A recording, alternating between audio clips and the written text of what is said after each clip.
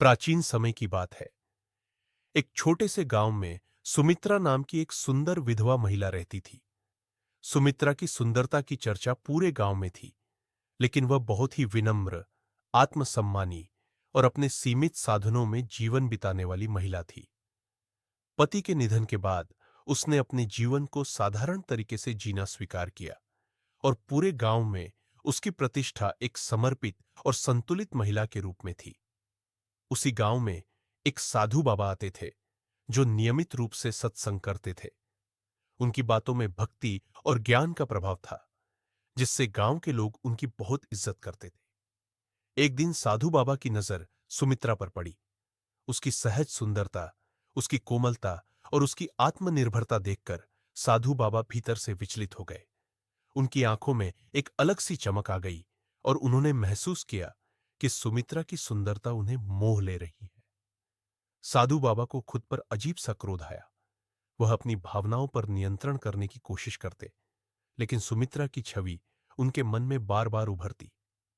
एक दिन बाबा ने सुमित्रा को एकांत में बुलाया और उससे कहा, बेटी, मैं तुम्हारे जीवन में कठिनाइयां देख सकता हूं। मेरे पास ऐसे मंत्र और साधन हैं जिनसे तुम्हारे जीवन की सभी बाधाएं दूर हो सकती हैं।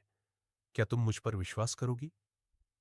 सुमित्रा, जो बाबा को साधु समझकर उनकी बातों में आ गई, उसने बाबा के निर्देश पर यज्ञ और पूजा में सम्मिलित होने का फैसला किया। यज्ञ के दौरान बाबा के मन में विकारों ने जगह बना ली और उन्होंने अपने मनोविकारों को साधना की आड़ में छुपाने का प्रयास किया। उन्होंने सुमित्रा से कुछ व्यक्तिगत प्रश्न पूछे और उसके निकट जाने की कोशिश की।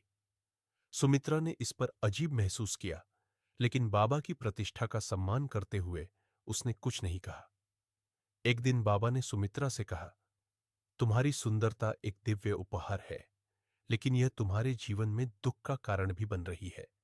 यदि तुम मेरी शरण में आओगी, तो मैं तुम्हारे जीवन के सारे दुख हर लूंगा। सुमित्रा को यह सुनकर झटका लगा।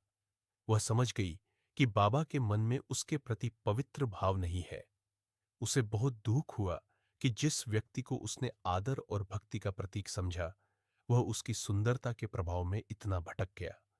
उसने बाबा से विनम्रता से कहा, बाबा, आपकी शरण में आने का अर्थ मेरी आत्मा की शुद्धता को खतरे में डालना नहीं होना चाहिए।